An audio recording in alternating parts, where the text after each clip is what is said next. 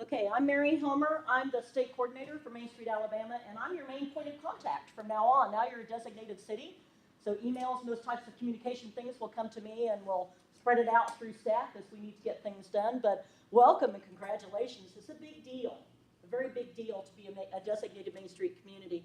You have to apply, you go through a whole process, you make a presentation to us, and then fingers crossed while we arm wrestle a little bit, and we only bring on 3 new cities a year.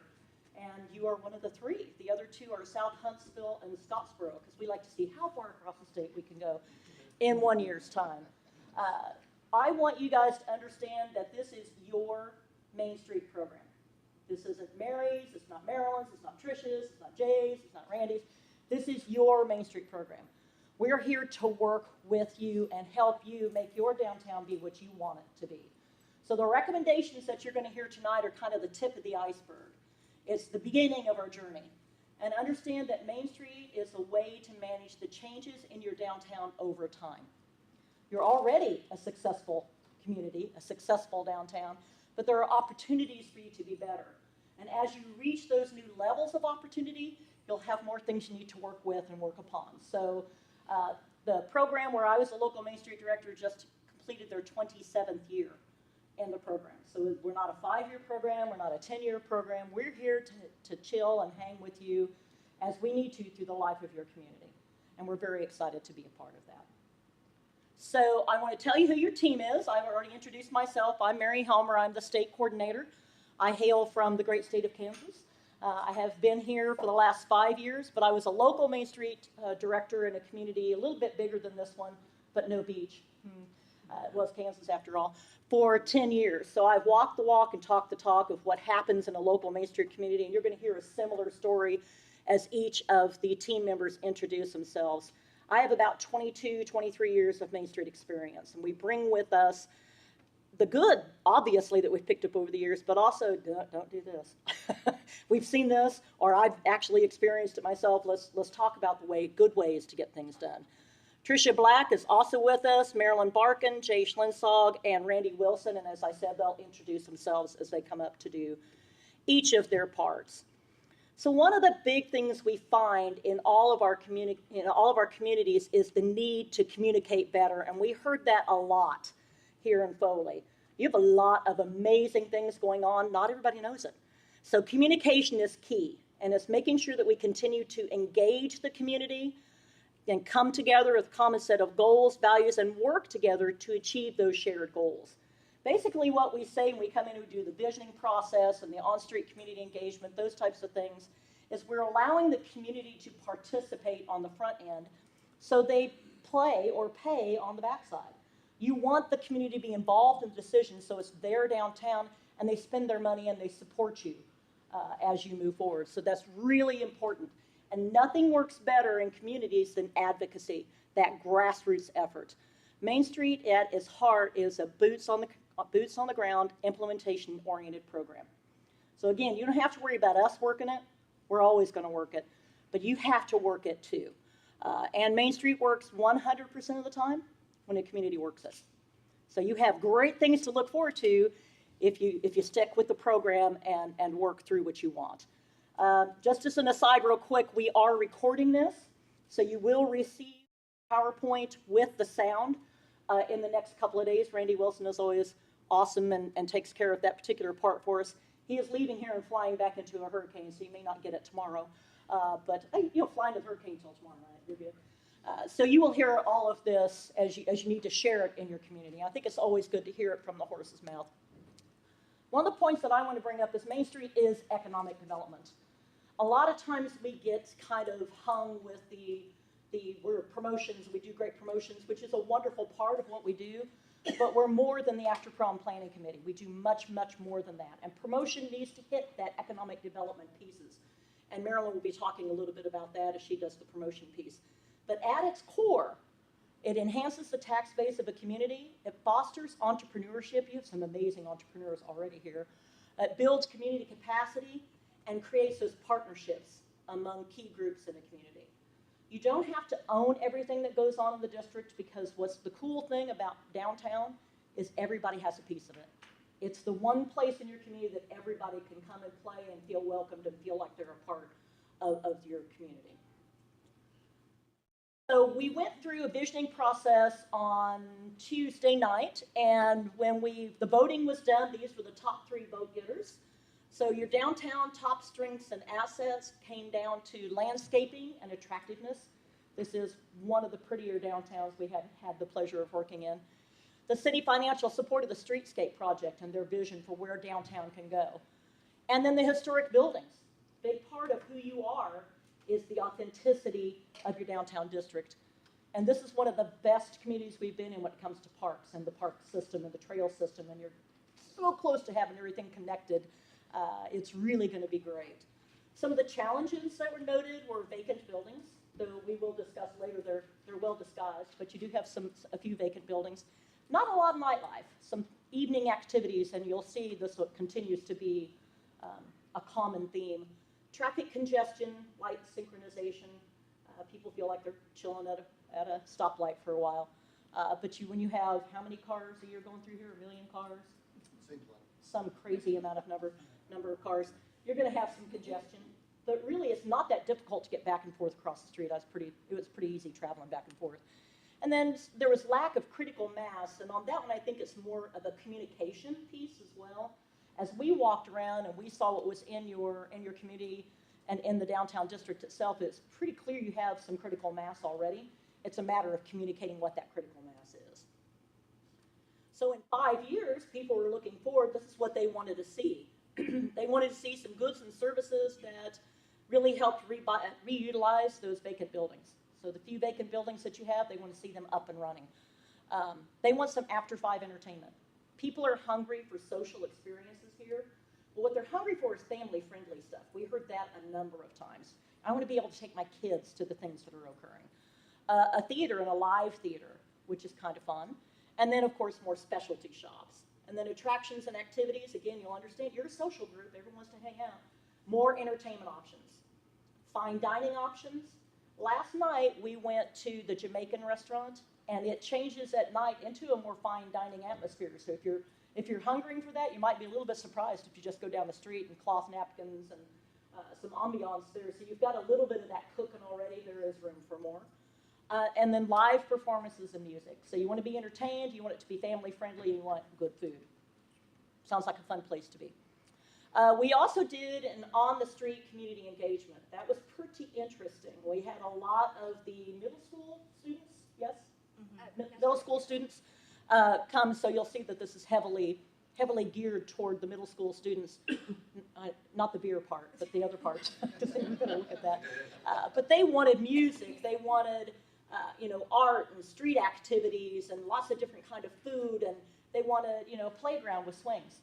I mean, little things that wouldn't be hard to put into place. So it's kind of fun to do an on-the-street community engagement. And in your final report that we're going to send to you, this will be listed out in format that's easier to read than this. But for tonight's piece, it was easier to do it this way. I wanted you to know you do have, Foley Main Street has a board of directors. Woohoo! So I wanted to let you know who you need to be talking to. These are your new board members. You got Chad, if you're here, raise your hand. Chad, I saw you in the back. Justin, I don't think is here yet. Barbara, she told me she has something else going on tonight. Courtney, Brett, Tom DeBell, and what they did is you want a staggered rotation on your board.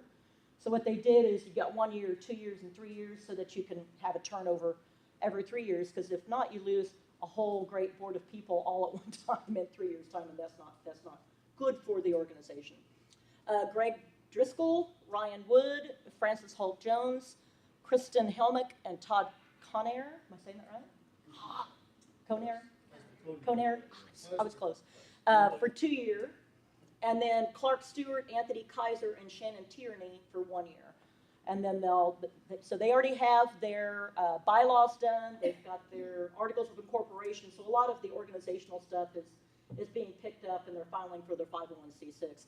So it's important that you had a board of directors that was ready to move this forward, representative of the districts that we're working in. So I was pretty pleased to see that they have that done already. We will be coming back for basic training in October. And because you have a whole new board from when we did your organizational kickoff, We'll be doing another board training when we come back, and I think Chad's going to send out a doodle poll to the board to figure out the best time for that. So that's who you need to talk to about what's going on with Main Street. And I'm going to turn it over to Trisha.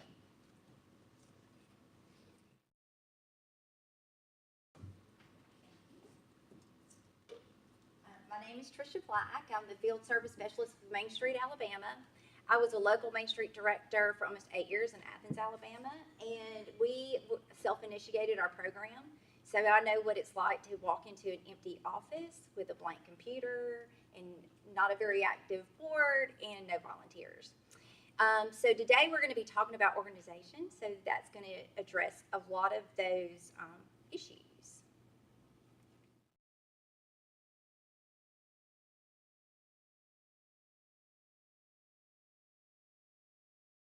Awesome, thank you. For those of you that may not know how Foley became a Main Street program, you had a steering group that got together and they worked really hard to go through the application process. There was a very intense application. They had to come up to Birmingham and do an oral presentation. And then the selection committee, like Mary said, we could only pick up to 3 communities. And fortunately, Foley was one of those communities. But, you know, it was so important for the steering committee, and it's so important for Foley to have a vibrant downtown, because downtown is for everyone. Just like Mary said, it is the one place that everyone can relate to. It's the reflection of your community pride. It's your gathering place. It's a place for your entrepreneurs. The independent businesses that are in that district support your community. It's a unique identifier through your history and local culture, and it's a destination. So the organizational structure of Foley Main Street. So Foley Main Street is a 501c6 organization. They are not the same as a chamber. Okay, a chamber is like the general practitioner, and the Main Street program is like your heart surgeon. Okay, so your Main Street program is specifically targeting that city center, your downtown district. Foley Main Street will be housed within the chamber in their building. We're recommending that there'll be a memorandum of understanding between both organizations, so that they are outlining the financial procedures, the role of chamber staff, and it's just great to have that internally before you get too far into the process. This is the organizational structure of the program. So you have your board of directors, which you just saw the list of your directors. You're going to have an executive director, and then that executive director is going to be working with the 4 committees. So they're going to be working with a design committee, organization, promotion, and economic vitality. So when we think about who needs to be sitting at the table when it comes to your board, I like to tell people to think about doing a shoe test, because you really need to have the people at the table to be a good representation of your community. So look under the table and make sure you don't just have heels and wingtips. Make sure you have cowboy boots and chacos and construction boots. I mean, you really want to have a good mix. So the responsibilities of organization committee is community engagement. There are some residents that may have forgotten or not familiar with what's available downtown. On the street, we heard some students say, I'd love to be able to buy art supplies. You can go buy art supplies right there. So it's just about, educating the community, getting them back in the district to spend more time there.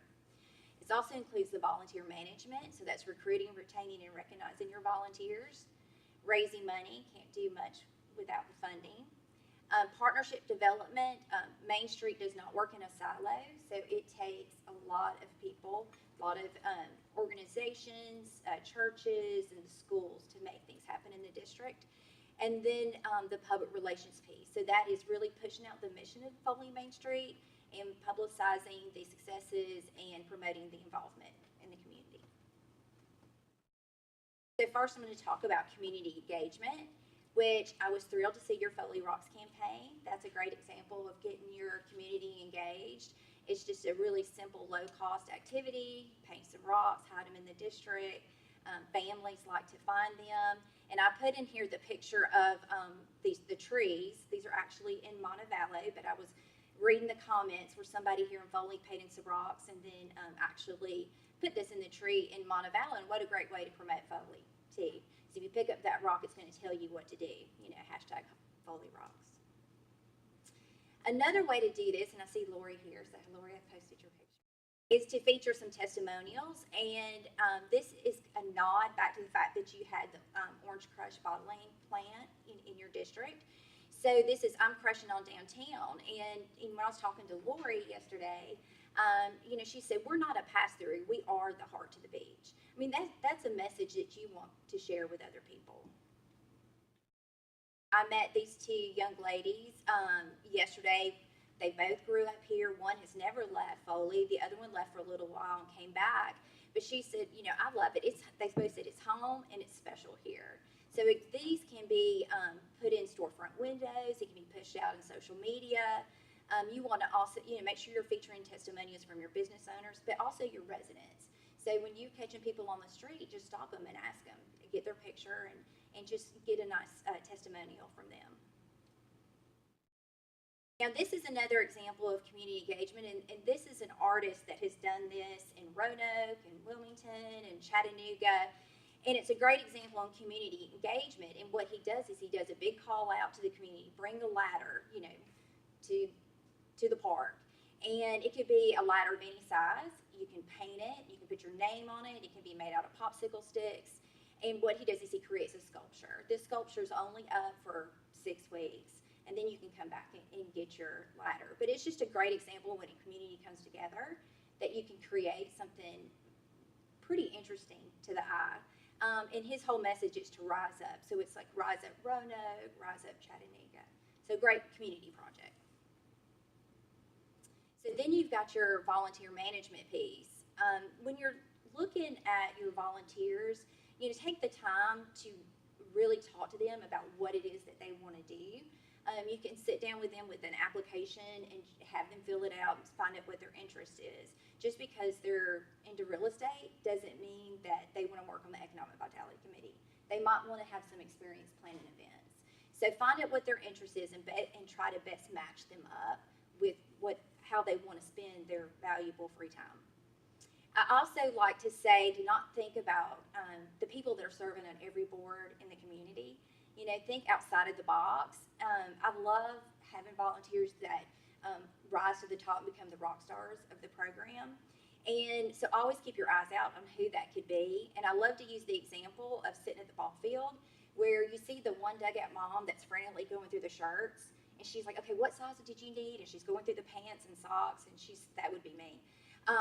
But the mom that actually has everything in the Ziploc bags by name and she's organized, so she's the person that I'd want to talk to and say, hey, you want to get involved with Main Street?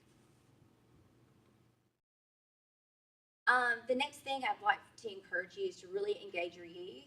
Marylon and I went and met with some students at Foley High School. I can't tell you how impressed we were with the students that we spoke to. We spoke to over 15. They're part of their leadership council. But they were excited to talk about how they could get involved with the Main Street program. We talked about social media, what social media that they're participating in. They can do Snapchat filters. They can do all of that stuff that's way over my head. We talked to students about them doing, you know, live feeds from events and things that are going on downtown. They have a TV station and they have publication there, so they'd be willing to talk about the downtown, but they also have carpentry, so they can make props for different events or for design projects. They have culinary arts, so they can participate in food contests, and there was a lot of interest in some of the students that said, you know, hey, I'm in a band. I'd love to have the opportunity to play at an event downtown. And just make sure you give them ownership and praise. I mean, the things that they can do in Main Street really are those things that can help build up their portfolio and their resume when they're looking at going to college and to other jobs that they may be looking at. So once you get the volunteers, you need to retain the volunteers. So some things to remember is to provide adequate training. We have handbooks that the executive director or the committee chair can provide those volunteers that will outline what their roles and responsibilities are for that committee. We offer training quarterly, so that should be pushed out to all your volunteers. Don't waste their time. If you only need them for 2 hours, don't ask them to be there all day. There's great online tools that are free, signupgenius.com, signup.com, where you can schedule out those shifts. Value different perspectives. I mean, you want to have different people with different backgrounds, because they may think of something that you haven't thought of, and that's a good thing. And then provide feedback and evaluate how they're doing. And then you want to make sure that you're thanking them. So you've got to do the recognition piece, and you can simply just give them praise in public. You can do an awards ceremony when you do an annual luncheon or dinner. A simple thank you note goes a long way. Letters to the editor, invite them to special events, tag them on social media when you're putting your pictures out there. After the event, give them t-shirts, pins. But the other thing you do, and this is another low-cost recognition campaign that you can push out, and when you see someone doing something good in the district, they do not even have to be involved with Main Street, but they're just doing something good for the district. Take their picture, put it on social media, and say, thanks a latte for making downtown Foley better, and give them a $5 gift card to go have coffee, or $5 to go to Copper Kettle, and let them know that we're happy that they're doing that they're mighty nice for making downtown Foley better. And then you can also look at including the Yaba's Wacky Snack Shack and Stacy's as well. So then we need to think about raising money. This is the model that the National Main Street Center recommends for a Main Street program. It is 30% from the public sector, 30% from businesses, employees, and property owners within the district, 30% from community organizations and businesses outside of the district, and then 10% from events and fundraisers. Most programs don't start off this way, but you want to keep in mind that if you lose a source of funding, that your program's not going to fall apart because you've lost that one source. So when we think about fundraisers, you can take the I'm Crushing on Downtown campaign and actually do something that would raise a little money for our project, as well as create some visual interest in the district. This is a picture on the right of hearts in Arab, where they took the hearts, they painted them red, they sold them for $25 a piece. People wrote their message on the heart, and then they were hung on utility poles in the downtown for the month of February. After the month, you could go pick them up at a business. Now, I do not recommend that you hang anything on your utility poles. The only reason why they did that in Arab is because they were about to take them down. But you could have just the simple wood cutouts of the orange slice and hang them from the pergolas, in the alleyways. There's a lot of places, if you got creative, that you could hang those. The next thing that I wanted to suggest is when you get to the point where you're thinking about a big signature special event that could be a fundraiser, consider doing spuds and suds. So you're giving your nod back to your potato history, and you could have a lot of fun with it. You could include activities like mashed potato eating contests, potato sack races, baked potato sculpting, potato peeling, which that guy has a lot of Band-Aids on his fingers, so I'm not sure about that. The longest potato peel. But then it goes on, and potato recipe contests. You include a tractor show, have that live music, spud races, mashed potato sculptures, and I included this picture from Frog Pond at Blue Moon Farm to just show how you could mimic the look of the potato shed into some smaller stages that could be placed throughout the downtown district, so you could have multiple staging opportunities. But I also want you to remember, don't forget about your merchants. And so think about how you can take that special event and help the businesses as well. So you could have like the golden potato hunt, where their potatoes are hidden in the businesses. With all the different contests that you have, you could give them spud bucks instead of cash prizes. And so they have 2 weeks to spend with one of the participating businesses the $25. And how that works is the business then contacts the Main Street program and says, hey, I've got a $25 gift certificate that's been redeemed, and you just pay them the $25. And then also you want to make sure that any store activities that they're doing within their store, that you promote that in your festival guide. Okay, now I got a little kind of crazy with this, but I thought if we're going to really go for a big fundraiser, we've got the Spuds and we have Mackenzie Street. How about us hit up Bud Light and see if they can give us a big sponsorship, and let's have fun with the whole. Who remembers Spud and Mackenzie? Okay, right. So you could have a dog parade, you could have a Spud look-alike contest, and if you notice, this one dog is not a bull terrier, but we're not going to discriminate. So any dogs can join, and have a preamble photo contest as well. So next we have partnership development, and these are just some examples when we talk about building partnerships and needing to work together. So Regions has these great green bicycles, and I understand there's some interest of them giving some of those to Foley, and but they're also going to have to be serviced. So we want to talk to Justin at Foley Bike Shop and see if he'd be willing to do that, and if so, perhaps put his sign on the back of the Regions bike. And then the Main Street program can make all these pieces come together, but it would take all those entities in order to make a successful program. And then also wanted to point out, and I thought this was great, that Regions employees receive 1 8-hour day off to volunteer in the community. So the Main Street program definitely wants to make sure that they're communicating those opportunities to Regions. And another partnership I wanted to pitch was to reach out to the students at Foley High School. We have been trying to come up with a hashtag for Foley, and I thought, what better way to come up with the best hashtag than to reach out to them and, encourage them to have a contest.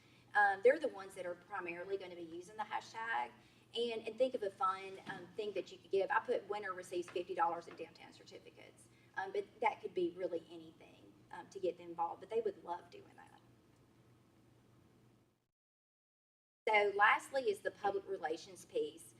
If you're not tooting your own horn, no one else knows what's going on. So when you have a new business opening, make sure you're putting that out there. I mean, you want to say this new business opened, and then you can also back it up by saying, also this year we've had X number of businesses open, so many jobs created.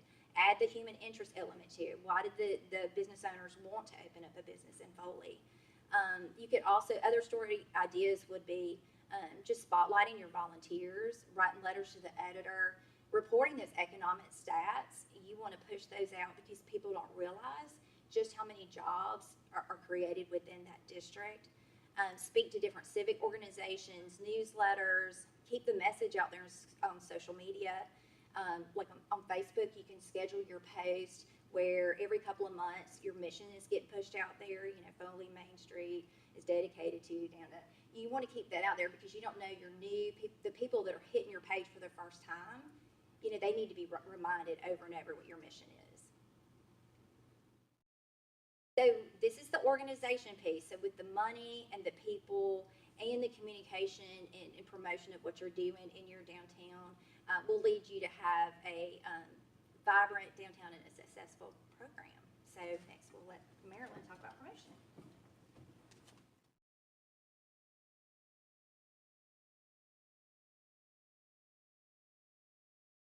Hello, I'm Marylon Barkan. I'm Marketing and Communications Coordinator for Main Street, Alabama, and I'm actually a local. I grew up in the area, and I'm so thrilled to be here doing some promotional things and working with Foley in a new and exciting way. And I am focused on the promotion piece. The promotion piece is about activation and ringing cash registers and your image in a nutshell.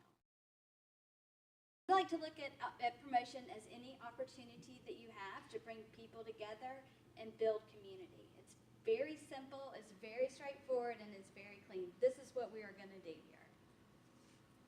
It takes a lot of forms, but you want to make sure that we are projecting a positive image about downtown Foley and we are communicating everything that is unique, special, the history, and what things there are for visitors to do in the district downtown.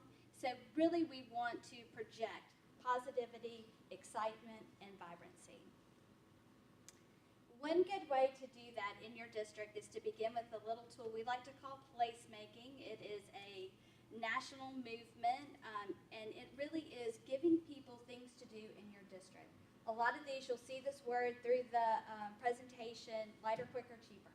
It does not need to cost a lot of money. Giant Jenga doesn't cost a lot. Just put a couple sets on the lawn or underneath your clock tower and watch people draw together and start to play. What's cool about that is the longer people stay in your district, the more needs they have, the more opportunities your merchants have to make money. Very straightforward. Giant chess sets are very popular. There's one in Mountain Brook, and it is busy every afternoon after dinner. Solid. You stand in line and wait to play. They have young kids playing chess on small boards around it, getting ready to play with their parents. And on the far right side, this is a little image of a program in Greenville, South Carolina called Mice on Main. And it's teeny tiny sculptures that they position all around downtown, and the kids move around the district to try to find them and take photos with them. So there's so many cute little fun things you can do. There's also lighter, quicker, cheaper art projects. I love this one from Definiak Springs, Florida, I believe, on the right, and it's just these bicycles. Every business in their downtown district has taken a bicycle, painted it, and personalized it, and put it outside their space. A small pop of color makes a huge difference. Same Town also does these little mini art murals of oranges, and you'll see there's one stuck on the ground over there behind the bicycle, and the one closest to me says Art Upstairs. It's a sign for an upstairs gallery. They're positioned all around their downtown, again, just pulling people through the district. Little cup sculptures are some of my favorites. It's actually a photograph from the Snook Family Y, and we show it when we speak all over the state, because how easy is that? Everyone has a chain link fence somewhere. Everyone has some cups that you can spray paint, and it's just so fun. Again, little pops of color. They make people chipper. They give you energy. This little Ballard project of the yarn bombing, so neat. We do yarn bombing in Fairhope, where I live. I know they already do it in Mobile. I've seen people yarn bomb the cannon on Airport Boulevard. It's lots of fun. And then, don't forget about your alleys. We're going to talk a lot about the alleys here in Foley. It's a huge asset. The image on the right is an alley that's in Pittsburgh. It's called Strawberry Way, and it was the nastiest, most dilapidated, stinkiest, yucky spot in the entire city. And the street was even in really bad condition. The city paid to prime it, and this is a temporary art project. Every few months, another artist comes in and paints it. This photo was taken in the wintertime, but they said in the spring, everyone has tables and chairs in this once forgotten, once avoided area, and now it's become a favorite part of town. So just don't forget that you can apply chalk, carpet remnants, anything on the ground in your alley just to activate your space. Yes is an organization that Main Street Alabama won a grant to bring to Alabama a couple years ago, and we worked with all of our local programs, our designated cities, to do place games and understand this concept that they like to call the power of 10. The power of 10 is really cool. Within a city or region, you need 10 things to do to build synergy. Within a destination, another 10. And within an individual place, an additional 10. And so think about that in your district. When you walk through your parks, when you walk down the street, do you have 10 things you can do? Can you fill up a water bottle? Can you give your dog some water? Like you can at the Drowsy Poet? Can you hook into your Wi-Fi? Like Drowsy Poet's doing a great job building a little place outside of their business. And start to think about your public spaces that way. What else can you do here? How can you accommodate a customer to make them stay longer? We want to make sure, again, that we're promoting a positive image. The best images that we saw the entire time that we visited Foley, and I think the whole team will agree, were all the people coming in and out of Stacy's yesterday. It was truly an 880 experience, and There's a group called 880 Cities, and they believe that if you create a city that is friendly for an 8-year-old and an 80-year-old, you will have a vibrant place. That was so evident yesterday at Stacy's. You had people getting their prescriptions. You had people eating banana splits, drinking milkshakes, having ice cream cones. It was truly an 880 experience right there on the street. Once you have people in your district, and once you are starting to interact them with your placemaking and things like that, be sure to include an Instagrammable spot. This is so very important. This is an example from Draper James in Nashville. And the striped wall is actually adjacent to this little vignette that they have set up. They have all the perfect elements of a great Instagrammable spot. They have @Draper James, so that's their social address at the very top. Greetings from, their brand. You can have your city name there. Nashville, Tennessee. You can have a little art piece, a place to sit so you're not covering up all of her information. My daughters got all dressed up. We went specifically to this site. We took a picture. We tagged Reese Witherspoon and Draper James, and they were just on cloud nine. Next to that, you will see how different people interact with the exact same space. You had to stand in line to take a picture at this business and promote her business. It's brilliant. You could do this to promote Foley. It wouldn't cost a lot. It would be so much fun, and people would come in droves. When we spoke to the high school students yesterday, we asked them, what's the most Instagrammable spot in your town? And they said, the bridge. We were like, on the stairs, on the top, like what part of the bridge? They're like, all over the bridge. It doesn't matter. We said, where do you want to take a picture? And they said, we want to take a picture on the staircase inside the Old Foley Hotel. We were like, wow, that was very specific. They were so excited to tell us what they wanted to do, where they wanted to take their picture. Once they start talking to you socially, it's so important that you're listening. It doesn't do any good to have a bunch of hashtags and never track them and never hear what people are saying to you or about you. And a great example of social listening is State Farm. And I just think this was the most brilliant move ever. There was a little girl who had an elf on the shelf, and she named it Jake from State Farm. Well, Jake from State Farm got lost in the house. And the mom just was, kind of on social media playing with her friend, was saying, oh, hashtag Jake from State Farm is missing, blah, blah, blah. State Farm picks up on it. And they start tweeting back to her and just talking about, Jake from State Farm. And then they say, you know what, let's just buy another one. So they bought a Jake from State Farm with the khakis and everything, just like the little girl had. They positioned him all around corporate headquarters, and they were like, look who's coming. He's been so excited to come back to you, and they mailed him back. So they do a great job with social listening. So when you think about different ways that you can do things to communicate with people, because that's so important. When someone puts something out there, it's like, man, we had a great time in Foley. If someone would just tweet back or just post back, just like, we are so glad you're here. Have you ever tried, something else? Maybe if you're a business owner, what if you invited them in to, would you like to have a milkshake on me at Stacy's, or, some popcorn from Yaba's, or whatever it is? The communication is really key. I wanted to just pull together an idea that came about at the high school with our meeting with the students the other day, because I was so impressed with them. I wanted to plug them all to you guys, because they're thinking about doing a festival at the Hamburg Potato Shed to promote their school programs to the feeder schools, to get the younger kids excited about their programs. I was only there for an hour. I mean, I would go back to school. It is amazing what they have in there. So I wanted to they were going to call it a street fair, but I was like, I think we can do better. So I was thinking we could, Shed Fest sounded a little cooler. We could elevate it a little bit. But these are the things that I heard about while I was at Foley High School that could take place during Shed Fest.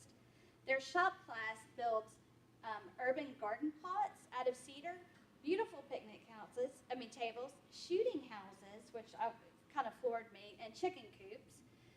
Their ag department literally grows, slices, and makes their own potatoes and fryers and sells them at the school for for a fundraiser, and they want to come downtown and sell those at their event, and in a potential pop-up shop in your district for a special event. Their vet science class is going to bring down their miniature pony named Raspberry. And I just threw in a grooming salon because I kind of thought that might be a good idea and something that they could do.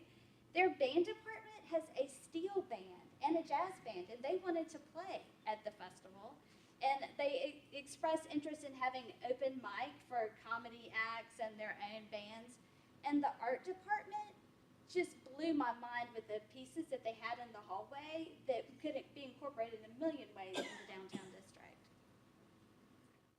I love this idea from Frog Pond. They have a chalk fence that serves as a guest book. And I think that's a great interactive way and a very youthful and vibrant way that the kids could communicate with one another around the Hamburg potato shed. Another thing that I noticed while I was here was that y'all have a developing market niche. And I wanted to talk to you briefly about it, just so you kind of understand how one merchant can connect with other merchants for this better good of the whole group, and different promotions that you could do. So it's a health and wellness niche. And it would include, and I may have left someone out, these are just, me walking around and jotting down my notes, but the bike shop, Kale, yeah, the new meat market, I wasn't sure of the name, Vibrations Yoga, Roots to Wellness, All About Massage Therapy, and the Copper Kettle Tea Bar. Like, all of these businesses have the undertone of health and wellness. So what can you do with that? You could do yoga and smoothies, yoga in the park. You can have a bike path map or a walking map with all of the logos of the health and wellness cluster businesses all around the sides, just to promote one another. And these were just some other brainstorming ideas that I had that they could do. A Pinterest board that kind of communicates everything that's going on at the different businesses, a Fitbit or Garmin challenge, really cool rehydration drinks after your workout, massage therapy after you ride your bike or do something else that's very specific. You could be the CSA pickup spots, and I don't know how familiar you are with those, but those are community-supported agricultures. You buy a subscription, they drop off your box at a different location every week. And this would be a great tie-in for that. And then your meat market, because they pick up your meat here, your produce there. And you could have direct source recipes, athletic event partnerships. There are so many things you could do. So just start looking around as a downtown merchant and see who else you could cluster with to build a market niche. And another thing that I wanted to mention to you guys was to try to start extending the holiday calendar. But instead of programming events specifically, start programming ways to promote all the downtown merchants. And that will really help not only extend the festive atmosphere downtown, it will help the merchants, which is like really the bottom line here. So this event is something that they do in Athens. It's called Sipping Cider. And all the downtown merchants make their own recipes of cider. Some are hard ciders, but they're well labeled, and then others are not. And the people go around and they stroll and they shop and they try the ciders, and they have a card, and it's stamped by each merchant. And after you get, I think, 7 or 8 stamps, you can enter into a drawing, and each of the downtown merchants have a prize.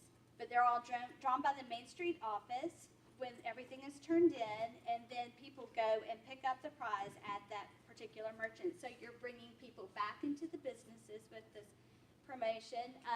And when they turn in their card, they vote on their favorite cider. And here on the right, they're holding the trophy, which I believe is a candlestick and maybe a plastic cup, and it's spray painted. I mean, but it really is a big deal to have it. And it's something that you can move forward with year after year. Well, we're going to do better than you this year. And we're going to have a better recipe. And a lot of the merchants talked about having a Christmas open house. So I think this is a nice way to kind of start that tradition and give them something that has legs that can move forward. Another retail idea that you could do is Win the Window. This has been done very successfully in our programs in Florence and in Monroeville. And each merchant donates something to a window, and every $25 that you spend in a business, you get an entry. So if you spend $100, you would get 4. In Monroeville, they They actually assemble the window in a beautiful display, but they cover it up in paper. And on Small Business Saturday, they unveil it, and it's a big promotion, and then you can shop for about 3 weeks. And then they do a large public drawing, and they Facebook Live it, and they have costume characters come out and draw it, and the person wins absolutely everything in the window. It has driven a lot of sales for the local businesses. And, you know, if you have a dead day, just like put out a call to Santas who want to do an impromptu bike race. I love this guy dressed up like a Yeti here. I think that's brilliant. And on the bottom left, that's the Elf Ride and Daphne. So you can do these things small. Not everything has to be a big, huge event. Just a small gathering of people still will add to the vibrancy. And on Valentine's Day, we thought it would be a really cute time to tie into the Crushing on Downtown. You could do an event out back in the courtyard of Orange Blossom Square.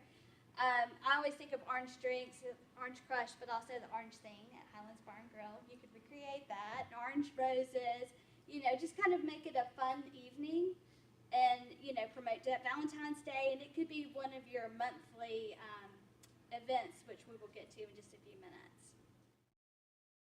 Ford City Comic Con is not really something that I would typically do a large-scale event around.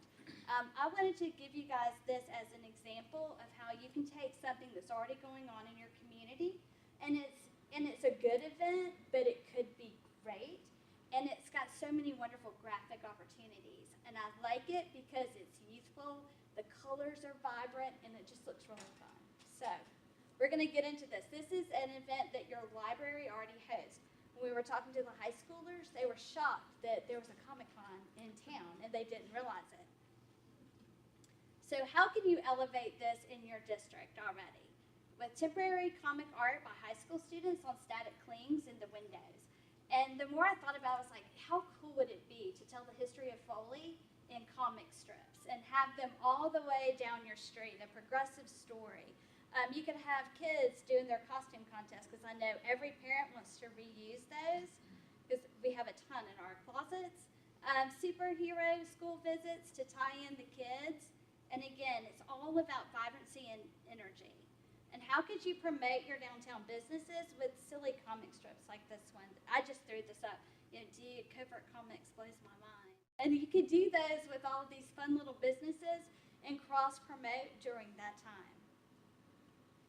But I took it one step further, and I decided that it would be really cool if we did something called Super Eats. And that would be superheroes' favorite foods. And y'all, there's research on this. This is real. I couldn't believe it. Spider-Man eats cherry pie. Iron Man likes burgers. Flash likes buffets. That was shocking to me. Batman steak, Popeye's spinach, Thor likes junk food, and Teenage Mutant Ninja Turtles eat pizzas. So I can see how this could really tie into all of your local restaurants, how you could have just a cardboard cutout of the character there, his picture on the menu, and you're promoting directly to all these kids that want to go to Comic-Con. But then I thought, well, what about like the retailers and everyone else? Like, because that kind of left them out. So I thought, well, we could do downtown heroes, and we could do this on social media and give everyone like a superpower and stuff. So this is, I think, Phil from the Foley Coffee Shop, and I thought he needed to be Eggman, because he told me he can cook 84 eggs at one time, and his dwelling is a Foley Coffee Shop, and his superpower is table turning, because he told me he could turn the entire restaurant in an hour. But his strength builder are tigers from Foley and Elba, because Elba's another one of our communities, and he was wearing his little Elba hat in there. But now we're talking about a positive image of your downtown businesses. We're giving everybody a chuckle. We're giving them something that they would share virally. Also, the healer from All About Massage, her hands heal. Her master skill is she can melt knots inside of bodies. And when you walk into her shop, you smell lavender essential oil. It's like, that's so fun. You could do this with everyone in your district. And, okay, so on to another event. I kind of like ended that one abruptly, but I think you understand what I mean about like building momentum, choosing something that's unusual, and really starting to make hay with it. Festi is an idea that my colleague Randy Wilson shared because I just think it's brilliant. He thought, you know, we're really focusing on the alleys in Foley. Like, it really is a fabulous asset. What can we do to make it cool and make people visit it? And so he was like, well, Marylon, I was on a team and we came up with the smallest festival. I was like, gosh, it's brilliant. I love it. Festi is short for festival because festival would be too big of a word to describe what we would want to do in the alleys, but it would be big fun in a small space. So I was like, we need to really define what Festi is. It's a small, movable festival taking place monthly in the alleys of downtown Foley, where patrons enjoy local food and entertainment while celebrating the local businesses that are around them at that time in their alley, aka the smallest festival in Alabama. So what would that really look like? Well, it would look like small bands, some finger foods, maybe some tiny cars, maybe some small temporary public art sprinkled through the alley to pull people together. Maybe you decide that you want to show a short film out of the back of a box truck that's just blocking a piece of the alley. Maybe it's almost a farmer's market that's not selling produce, but selling things you see just because they're and maybe there is a supersized food backdrop like Honey I Shrunk Kids that you choose some tiny. All of these ideas are so much fun, and seeing how having a festival like this that you move area and activate space could help with villages and not just area and not have people try to cross across the street to get to them. You could really cultivate something special. I love these little park pieces. I mean, those are literally grass growing out of the sidewalk that they turn into giant for disco dancers. All of these little things that you're not particularly looking for, you want to see them exciting to people when you're in a space like this. We keep in mind the 5 essentials for a good festival are music, food, overlapping activities. Never have a piece of an activity or festival begin at 1 and something else start at 3, because everyone's going to go home and they're not going to come back. So make sure you time everything appropriate. Appeal to all ages, like we said about Stacy's a few minutes ago, the 880 cities. Really great concept. And give to everyone a takeaway, whether it be a balloon, a sticker on their shirt that says, you know, Festi Friday, alley afternoons. And when you have a blank in your calendar and you want to activate your space, there's something going on every single day that you can tie into nationally. On the left, this is Parking Day in Montgomery, where they just took over a couple of parking spaces and friends were hanging out and playing cards. Or National Dance Day in downtown Mobile. They had the Dizzy Feet Foundation puts out a canned dance that they choreograph and they share it throughout the country. My children had participated in this event. They wanted to go. They practiced the dance moves. They had dance teachers out there, and they made a film and shared it with Dizzy Feet Foundation. There's so many easy, inexpensive things you can do to act. Remember that promotion should be fun and feel good and be authentic to your district.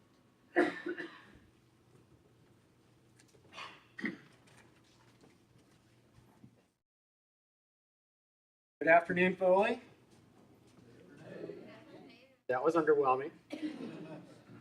My name is Jay. I am with Downtown Professionals Network. We're based in the Nashville area. I've been doing this a long time, going on a little over 28 years now.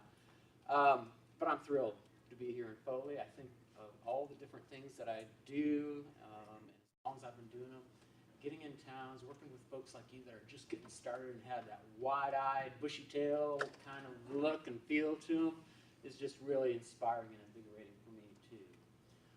We're going to spend a little time talking about economic vitality, and my guess is that of the 4 points that we talk about, it might be perhaps the most mysterious. So try to break that down and talk specifically about what economic vitality may look like for downtown Foley. I'm going to need a little bit of help along the way. As we're going through, we are going to be sharing some images that we captured just over the course of a couple of days here, and hope that perhaps you'll begin to see things through a new lens in some cases. And you've already heard Mary say that Main Street is economic development, and it absolutely is. Now, some folks, when they hear that term economic development, they tend to think about those industrial parks or the complexes that spring up in what were potato fields or peanut fields. Different in downtown, obviously, because this place, downtown Foley, has evolved over 100 years or more. And we're working within an existing infrastructure. We have buildings, we have streets there already. Moreover, we have folks that have already staked their livelihood right here in Foley, in downtown Foley. They've made those investments, have businesses there. And so we need to recognize that there is an existing economy there that we need. One that provides a basis for moving forward. As we think about change, and for some, change can be a little bit scary, maybe even about change, it means that we also have to remember to hang on to those things that are dear. And that's what economic development in the Main Street world looks like. So here's where I'm going to need a little bit of help. I need to provide a framework for where we're going here. To do that, do any of you have middle schoolers? Anyone here? Okay. Anyone ever had a middle schooler? Okay, I think you're going to know where this is coming from. My middle school son, JJ, started playing tennis a couple months ago and was fortunate enough to make the 8th grade middle school. Well, of course, playing tennis, practicing, matches, all that stuff. We have also suggested to him that he needs to shower a little bit more regularly so that he's not that kid. Do you remember that kid? I'm hoping it wasn't you. Okay. Do you remember that kid, though? So I think how this started was yesterday was a 3-shirt day, right? Because we got up and we went out and we visited businesses in the morning. In the afternoon, we changed the shirt. Afternoon, went out on the street. We were out in front of Stacy's doing the community engagement piece. And went back to the hotel, had a little bit of time before we headed out to dinner, and I was busy plugging away on stuff. And I saw Trisha about 20 minutes before we were heading out, and I said, you know, I'm not sure I have time, but I should probably take a shower. And it kind of hit me upside the head. So I did. I took a shower. But as you think about that, being that kid, I want you to think about how that can turn to a positive as we think about this place. Think about it in terms of being that place. And let me just offer this to you and see if this sounds like something you all could buy into. Can you think about downtown Foley, that place, as one where people from all walks of life talk, rally, and get things done?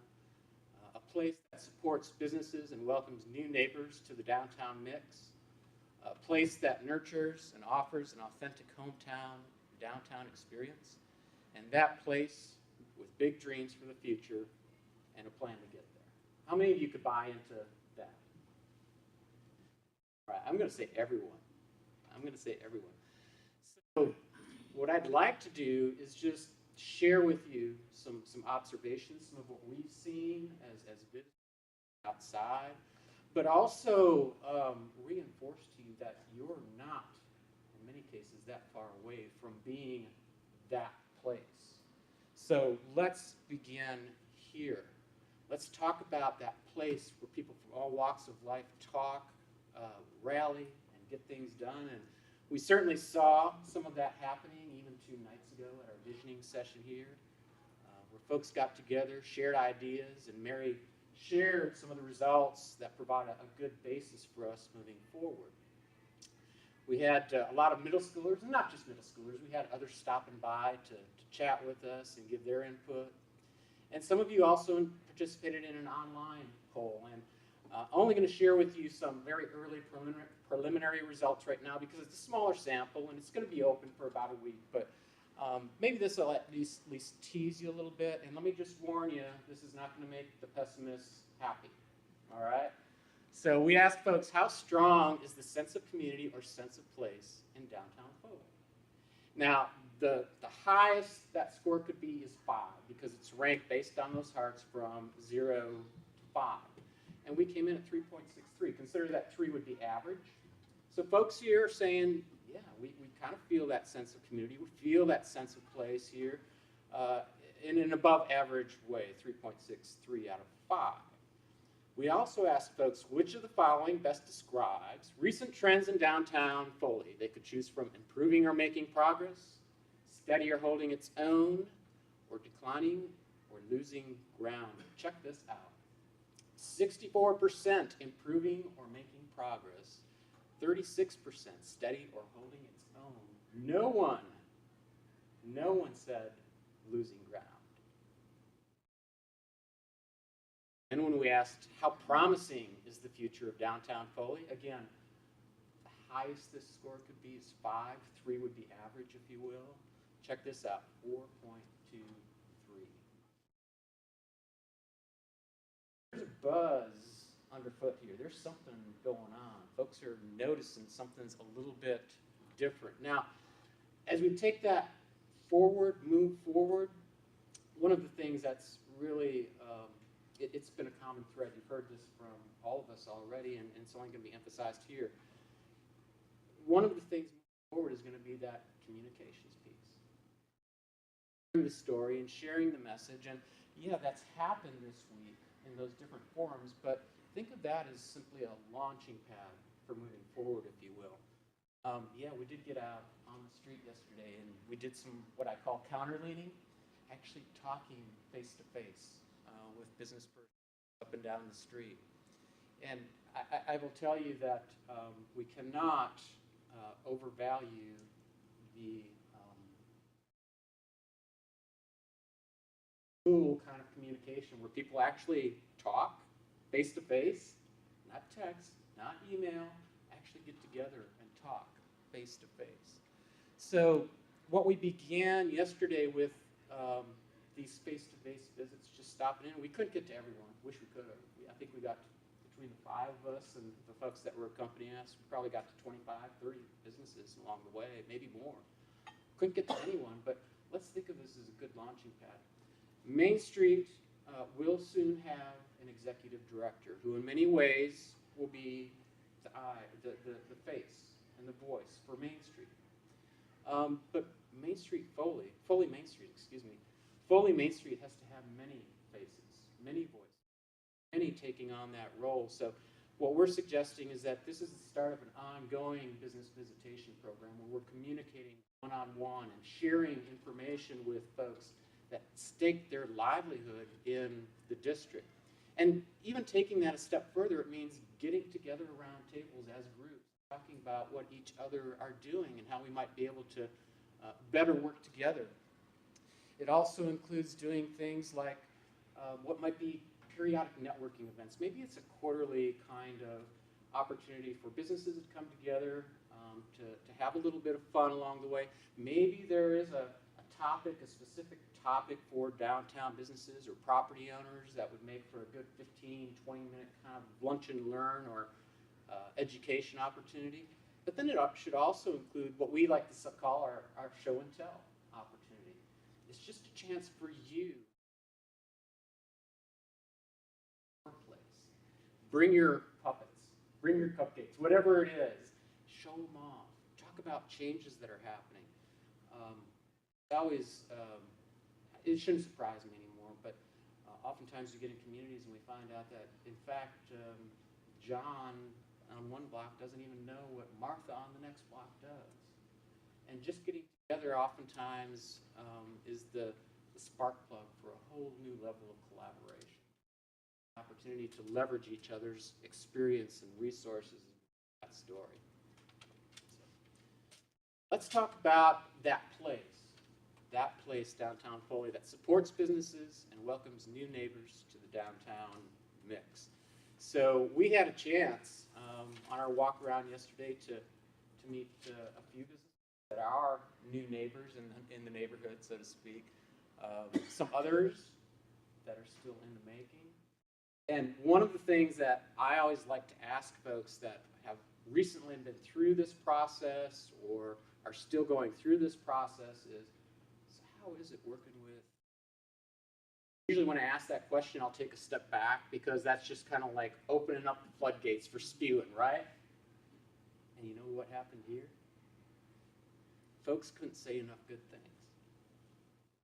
I don't doubt that somewhere out there are horror stories. There might be things that I didn't hear about. But typically those things would bubble up to the top. No, as a matter of fact, in one case, one of our newer businesses just opened within the past couple of months, said, you know, as I was going through that process, yeah, I had the inspector here, I had the fire marshal here. As a matter of fact, they were stopping by every week or two, but they were looking to find things and slap me on the wrist or tell me I couldn't do that. They were just checking in on me, seeing how things were going. As a matter of fact, I had their personal cell phone numbers. I talked to the ladies here that are working on getting jobs open. They couldn't say enough good things. Talked to another gentleman who moved a store here from up the road a ways 2 or 3 years ago.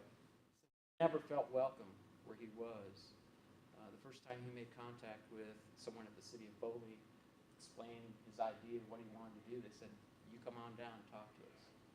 That's taking what we often refer to as this one-stop shop kind of idea and a customer service atmosphere for entrepreneurs and new business person to a whole new level. You're already doing a lot of good things there. So this whole idea of positioning ourselves really doesn't necessarily mean starting over or doing something we're not already doing, but perhaps just packaging it and marketing it to differentiate ourselves from what other communities might do. Demonstrating that indeed Foley and downtown Foley are customer friendly.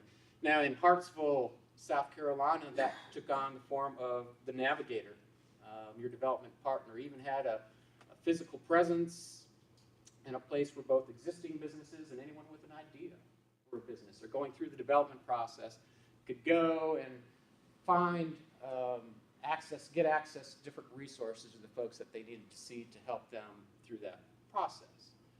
It also can include making sure that even though there are those that want to jump right now, today, yesterday would be better, to business recruitment, that we're taking care of those that are here first, right? Because again, those are the folks that have already staked their livelihood in the district. So as we're thinking about what might be different programs, different incentives, different technical assistance, we need to be targeting that at those businesses that are already.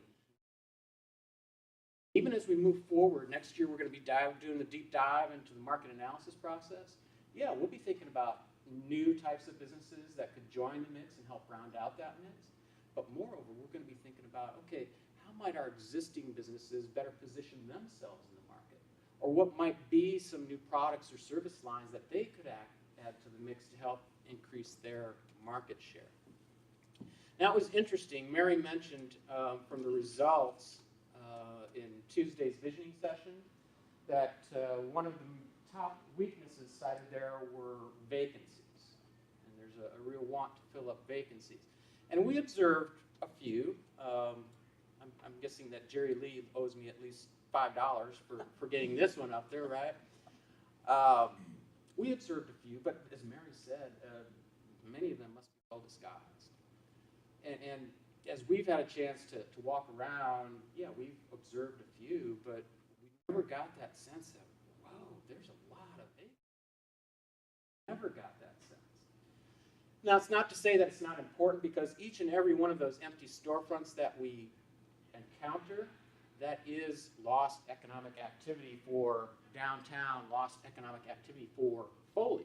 To the city's credit here, more so than I've observed in a long, long time, they recognize how important retail is for a number of different reasons and have gotten behind the whole retail development process. And this probably is an illustration of how they made that connection. Donovan Ripkema, he's the guru, economic development guru in Main Street circles, been around a long time. A couple, 3 years ago, he did a study for the Georgia Main Street program and put together an analysis that showed what is the lost economic activity for an average storefront. Average storefront being a 1,500, 2,000 square foot storefront, so average. The numbers that he came up with there, and when you have a chance to see more closely, it includes sales, employee wages, rents, taxes. Putting all those things together, he came up with a number of $386,750 for an average store. Not you, but in my neighborhood, that's still a big number. So yeah, when you do encounter those empty stores, all of our best interest to do what we can to think about what's next, what might be able to utilize it, how do we put that back into play. And so some, when they see that, when they saw that, this, of course you see that, it's a vacant storefront. I want folks to be thinking about that as an opportunity moving forward. Just a very simple treatment that maybe some of those well-disguised opportunities out there might be better marketed or have some attention brought to them for folks that might have that next great idea to bring to downtown. Now, I should have warned you before I put this up there. That Foley Main Street thing that you see there, would you say this with me real quickly, please? Say, Jay is not a graphic artist, all right? Say, Jay is not a graphic artist.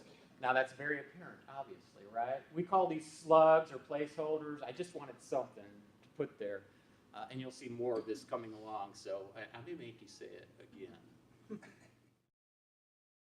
We also want to do what we can, again, to demonstrate what's already happening here in many respects. So this idea of just simply putting together a very quick kind of a guide to starting your business in downtown Foley, probably a good idea. Again, not necessarily creating something we aren't already doing, but simply documenting that and then using that as some collateral to help folks take those first steps and make sure we are routing them to the resources that are going to help them through that process. So let's move on to this place that nurtures and offers an authentic hometown, downtown experience. And we're really asking you to embrace here is this idea that downtown, and by the way, I need to say this because somewhere along the way in the last couple, 3 days, I heard someone say, well, there was an idea out there to call it Uptown or to call it Old Town. Don't do that. Please don't do that. Downtown is the thing. And there's a reason that even OWA is calling their new development downtown, because downtown is the thing, and you have the authentic one. Don't do that. Embrace this downtown. And let's think about this in a way that nurtures and offers opportunity. And again, want you to begin seeing this through a different lens. So I'm just going to share with you some of our observations, some of the things that we saw.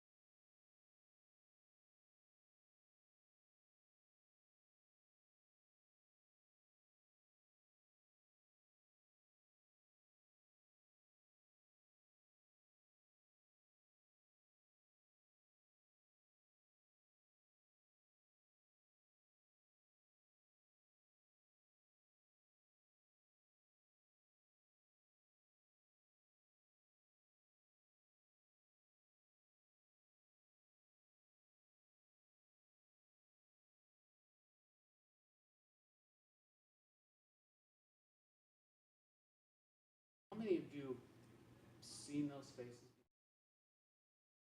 Perhaps just really haven't had a chance to make. When I asked you earlier, could you buy into this idea of nurturing this? All raised your hands. And what I'm suggesting is, you got it. And maybe we're not there, so to speak, but we're certainly down here either. There's a lot of good stuff to build on. Now, I know that some are, as I say, already anxious to go to that next step and thinking about, okay, who's next though? What's that next business? Who is it? What is it? We'll get there. I don't know. I've been here for all 2 or 3 days. I can't tell you exactly. But what I would suggest to you is it's more of this. It's more what makes Foley, Foley. That's what it is. That's what we're after. So, finishing up, let's be that place with big dreams for the future and a plan to get there. And I'm only going to touch on 2 because my friend Randy here is going to pick that up here. Two things that we observed, and the first we think could be a big missing piece. We know that there are already some projects in the pipeline that have the ability to be game changers downtown Foley, but there are still a couple of missing pieces. One could be housing. And some of you look at that and you say, that's housing? Yeah, that's housing. That's an urban style of housing that is highly sought after by a segment of the population. Now, it used to be that downtowns were a place to live because they were cheap, and that's no longer. Downtowns, for a growing segment and segments of the population, are a place of choice to live. And it can be something as raw and bare bones as this in the upper levels of existing buildings, perhaps something that looks like this in a new mixed use or townhome kind of project, a loft kind of space. What we're seeing is that when we come around, and we'll do this with you next year, and we do that community-wide survey, we ask folks, would you consider living in downtown Foley? It wasn't that long ago, less than 10 years ago. Guess that somewhere between 10 and 12% might say maybe or yes. Those numbers today are increasing to 25, 30% or more in many of our communities. Now, long way from checking a box on a survey to putting your name on a lease or signing a mortgage. We get that. But consider if only 1% or 2% of your population was looking for this. They can't find it right now. It doesn't exist in the marketplace, but you have the opportunity to make that happen right here in downtown Foley, just like they have in downtown Marylon, Alabama. So, the other piece of that, because of the seasonal kind of population that you do have throughout the course of the year, as well as some of the trends in entrepreneurs, the idea of co-working space makes a lot of sense. One of the pieces that you're desperately missing that's going to make that possible, and not just for co-working space, but for other types of businesses and professionals that would love to call downtown Foley home, is the necessity of high speed. And I'm not just saying that because we experienced that frustration here for 2 or 3 days, right? I'm not just saying that because of that. We heard that while we were here too. And it's not one of those things that we can think of as a luxury anymore. This is a necessity. As we think about the economy and where it's going and where downtown is going to be positioned as that economically vibrant engine of the future, it's a necessity. And I don't know what it's going to take to make it happen. But again, we're all about big dreams and finding a way to make it happen.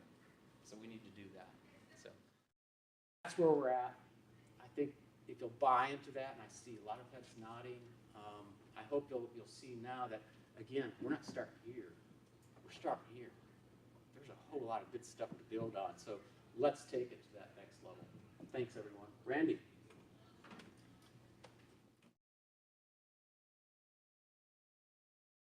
Good afternoon. My name is Randy Wilson with Community Design Solutions out of Columbia, South Carolina, where I also have the privilege of serving as the Main Street architect for the state of South Carolina. I actually grew up, though, right across the bay in Grand Bay, Alabama, so this feels very much like home, but unfortunately, I don't think I've ever spent any time in downtown Foley, and I'm glad I did, because when I saw this, I got to see some things that I want to compliment you on. I've worked in hundreds of places across America. This has to be one of the lushest landscaped downtowns of any community I've ever worked in. Similarly, you have done some outstanding public improvements, particularly in your parks. This pedestrian bridge overpass is one of the most beautiful I've ever seen. You know, when I go to this next, you have these vibrant businesses, these really wonderful architectural assets, and all of that exists in this fabulous natural environment. You know, if you grew up on the coast, there's something about an oak tree with Spanish moss and the casting of the dappled light and shadows that just makes it feel like home. And this is your place. And so you've done great things, and I just want to encourage you to excel even more. And as Jay just said, and I want to reiterate, you are not starting at a place of deficit. You're starting at a place that's extremely good, and we want to take you to greatness. I would like to humbly submit 4 design recommendations that I think might help along that way. And the first is to really think very thoughtfully about ways to foster community connectivity. I think you have 3 ingredients that are a part of a recipe for an extremely robust community-wide trail system. And those 3 components are your alleys, your trail system, and most principally the Rose Trail system, and then of course your parks. Now, since I think most people are rather well acquainted with the Rose Trail and your park system, I'm going to choose to focus primarily on your alleys this evening because I think they might represent an asset that you might not have thought about in that way. So a couple of things. The first is we have not had time to do an exhaustive analysis of all of the trail systems in your community. But I have it on good record by people that are in the bike industry and other industries that there are probably only about 5 or 6 strategic connecting parts that would cause you to have this extremely extensive trail system that interacts with not only your downtown but your entire community. Imagine the power of being able to exist and experience all of those assets without ever going into an automobile. I think that is something you ought to strive to achieve, and it's something that really establishes a quality of life that would set Foley apart. Now, to do that, as we think about these alleys, I think there's a philosophy I'd like to encourage you to think about in every decision you make going forward about these alleys, and that's to always think about them in at least 2 ways. To think about them as both of being a place as well as a pathway. And when you do that, then you're simultaneous thinking about the activities and the people that can exist within them, as well as how to navigate through them. A couple of details just from experience in designing alleys around the country. First, there are a couple of facets, and I just want to hit those really quickly. Number 1 would be lighting. Obviously, you probably already have public lighting that's on light poles or on the backs of buildings, but when it comes to alleys and thinking about them in terms of being a place, you might want to consider other alternatives, whether it's your classic string Edison lights or the big balls that create this almost implied ceiling, or even these sort of ornamental ones, shades around light fixtures. I just talked about the fact that even the string lights alone will kind of create that implied ceiling. If you want to take that even farther, then you can add elements to those, such as flags or these the downturned umbrellas, which create both a colorful canopy and an implied ceiling. We just got back from Spain, and in Granada, they actually had these shade sails that traverse the entire roadway. And how hot was it yesterday, right? I mean, it was about 900 degrees with 100% humidity, even in the alleys. I mean, that would promote a great sense of relief in the downtown environment. And remember that because you're going to see it in just a second in a unique way. At the other extreme is the ground plane. And I love what you showed, Marylon, and thanks for the reminder. I'm embarrassed that I forgot. Don't forget to paint. Anymore they call this magic murals. Murals don't have to be horizontal on the building. They can be flat on a roadway or an alleyway.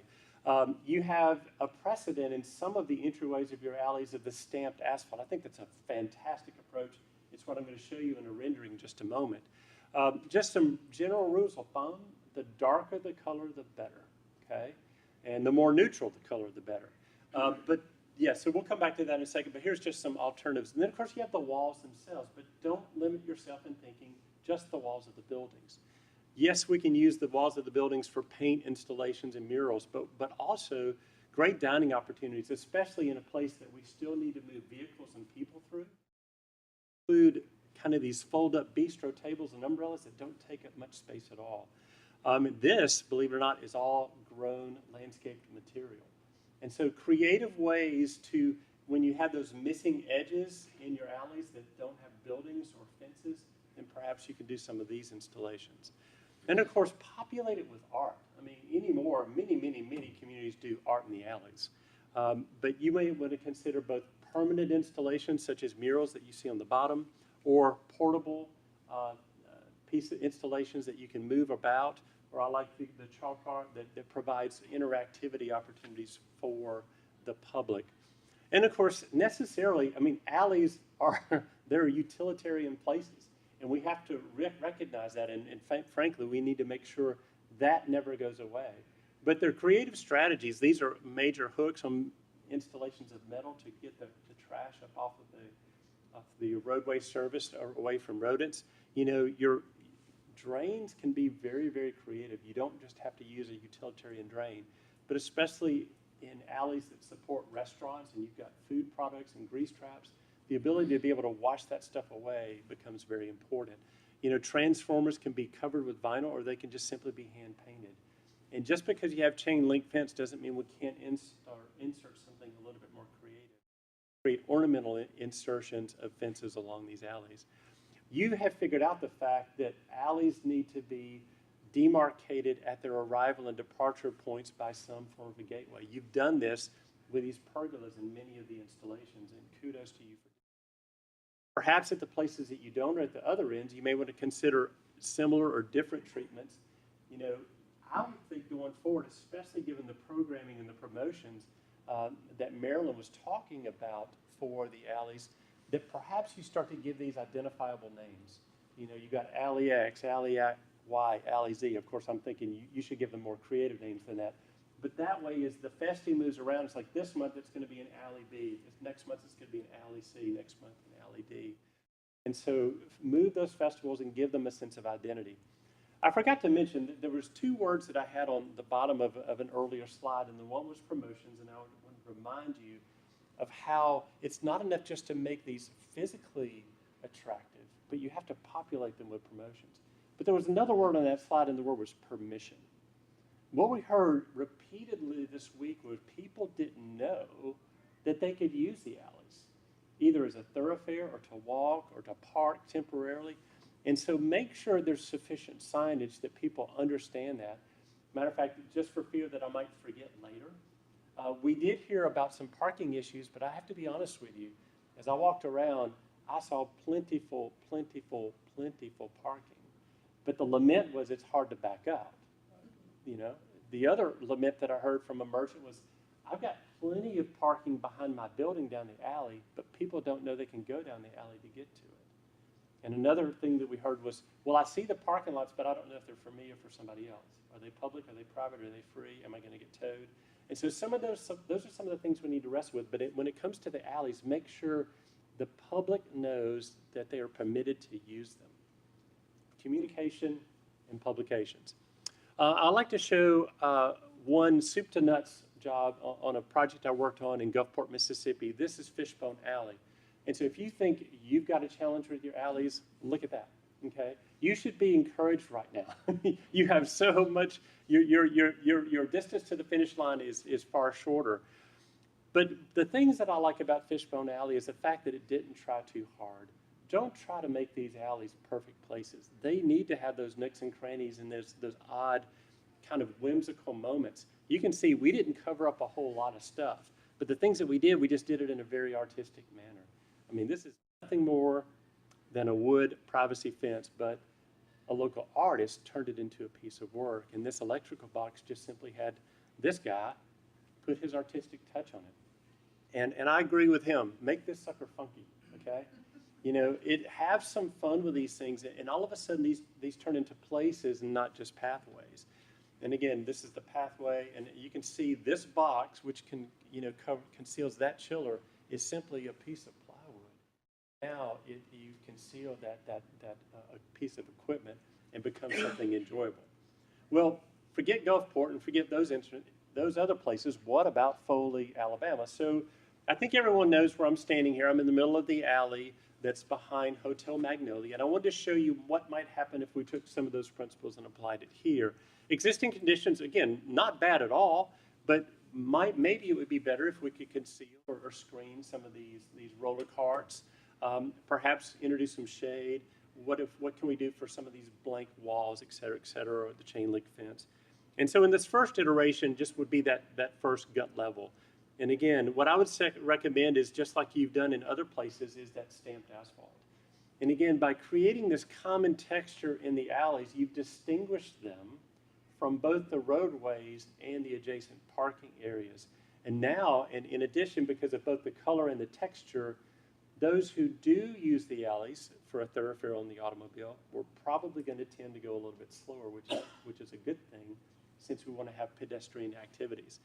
And again, let's don't just put a utilitarian wood screen. Let's do something that's a little bit more creative.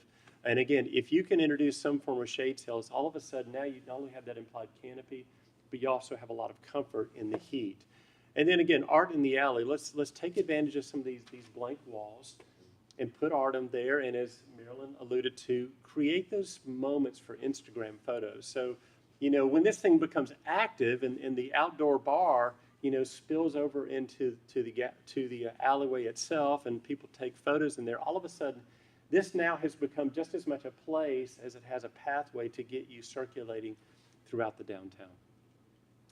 A second recommendation I would have pertains to your facade grants. And again, you need to hear this extremely clearly from me. Your facade grant program here is one of the best ones I've heard about, both in terms of the amount of money that's available and the degree of reimbursement. But we did hear some challenges, and so we're going to address those. The two challenges that we primarily heard were communication, that a lot of people don't know it exists, or B, it might prove difficult in either the application or the review process. So let me just say before I go to my next recommendation, if you just shore up those two shortcomings and keep your facade grant program exactly as you have it, that would be a perfectly good and suitable approach. However, I'm going to propose an alternative approach that you may just want to consider. Okay, it's somewhat new and creative approach to this, and I think it might provide a creative way to solve those two problems and perhaps benefit you in some other ways as well. And so it's referred to as a facade component grant. The key word there is component. Now, allow a little bit of humor, and also I'm going to date you and your age, whether you know what this next toy is, but this is Mr. Potato Head. So how many have ever played with Mr. Potato Head? Okay, so Mr. Potato Head is a perfectly great illustration of the facade component of grant to a building. So if you want to think of your building as the potato, and the components being the nose and the eyes and the ears, and on the buildings, the components are the cornices and the windows and the doors and the color and the signs and the lights and the things of that nature and the awnings. You got it? So it's just these, almost literally, it's almost like a plug and play on this backdrop of our buildings. And here you can see just a sampling of some of the things that you could offer as a component for these grants. Now, I've highlighted two, and I'm going to end this section on those two because I think they have particular pertinence in downtown Foley, and that's your signs and the rears of the buildings. Can anybody figure out real simply why the rears of our buildings are so important now based on the rendering you just saw? Because now we're going to be walking past the rears of our buildings in these fabulous alleys, all right? So here's why I think this approach might garner some benefit here in downtown Foley. Number one, I think it would simplify your communication. Let me back up really quickly and clarify what I mean by the component. In other words, in 2019, you would just offer one, perhaps two, but never any more than 3 components at a time. So for example, in 2019, all we're going to offer are signs or rears of building grants. Maybe in 2020, we're going to come back and we're going to fund awnings and paint. In 2021, we're going to fund lights and something, okay? So what that does is now all of a sudden yes, you have this facade grant, and yes, you tell people about it, but if you're a business owner and you run a business, you're not a designer, the notion of fixing up your entire building can be intimidating. Or you feel like you've got to go hire an architect and you've got to hire a contractor. But any building owner can tell, do I need a new sign or not? Do I need a new awning or not? And it simplifies their ability to respond to your very generous offer of this incentive. And again, I'll come back to the purpose of an incentive. And the last thing about that is yes, it will take longer to fix up every aspect of all of our buildings, but what is the purpose of an incentive? The purpose of an incentive is not to give money away. The purpose of an incentive is for the public sector to stimulate a private sector response. And by protracting the time that it takes to do every aspect of all of our buildings, we allow the private sector to respond. I think it would also simplify the application and review process. Now you're just applying for 1 or 2 elements, and the review process is just reviewing 1 or 2 things as opposed to the entire building. And the thing that I'm most hopeful for is that if now you have a lot of money going to fewer elements, you can now afford nicer signs and nicer rear of building treatments and things of that nature. A really important thing to remember and needs to be communicated is that facade grant money is available both for the existing buildings and businesses that have been here a while, as well as the new buildings and businesses that are moving into our community. So by way of example, this was a facade grant, component grant in Beaufort, South Carolina a couple years ago. They did 30 or 40 awnings in 1 year downtown. The side benefit to the city is the awning fabricator gave them a bulk buying discount as a result. And by the way, I think one of the beautiful things about this approach too is now more people get to play, all right? Imagine the power, instead of just fixing up 4 or 5 buildings in a year, imagine 20 buildings getting new awnings or new signs, 15 buildings getting new rear building treatments. More people get to play faster in the process. This was a slipcover removal project in Conway, South Carolina. This one building led to the removal of these 5, a radical transformation of these ugly buildings into these along their main street. Hartsville, South Carolina, where Jay alluded to for the Hartsville Navigator, they're doing a sign component grant right now. And what we're seeing is now, since the property owner is getting a 50% reimbursement on their sign, they're able to afford much nicer signs than they were going to consider before. And if there's anything that I want for Foley, given the caliber of your landscaping and the caliber of other things, your sign should be commensurate with that. These are some images that Jay really helped me out with from some of his travels in Michigan. Is that correct? Beautiful signs that are projecting signs full of ornamental brackets, 3-dimensionality. I love this razzmatazz toys with both the stainless steel as well as the colorful applique on top. Look at the difference that makes along the streetscape. Your design guidelines allow for these projecting or blade signs, but let's take it to the next level. Look at these as another sampling. Again, a projecting sign. These are 2 panel signs, but look at the depth, the color, the choice of the fonts, the illumination from the lights. It's signs on the next level. And again, that's what we want in downtown Foley, is to take you from good to great. And I think these could take you there. A resource you may want to consider is called Cosign. And Cosign, you just go to cosign.cincy.com. It is a nationwide campaign that links downtown merchants with artists. There is a fee involved, but it's very affordable. And trust me, your facade grant can more than compensate for the cost associated. And now you're getting these custom-made signs by these artists for these downtown businesses. And if you market it right and you unveil it right, the energy that is generated in the process is palpable in your downtown. And that's the way you're going to get some of these caliber of signs in your downtown. These are the kinds of signs that the traveler on 59 or 98 is going to stop for. Because if a business can afford something that looks that good, it must be a really good quality business. And that, just as an aside, as somebody who's going to get on a plane tomorrow, but fly back into a hurricane, the Yava sign, I think, is fabulous. It's colorful, it's bold, and I think it makes a great statement. And that should be a great sort of precedent going forward. Again, rears of buildings are now going to become critical for you, especially as they touch on the backs of these enhanced alleys. And again, Jay shared some of these with his travels. Take a look at these, how different they are, and yet how effective they are. Really simple rear treatment, but it looks very classy, correct?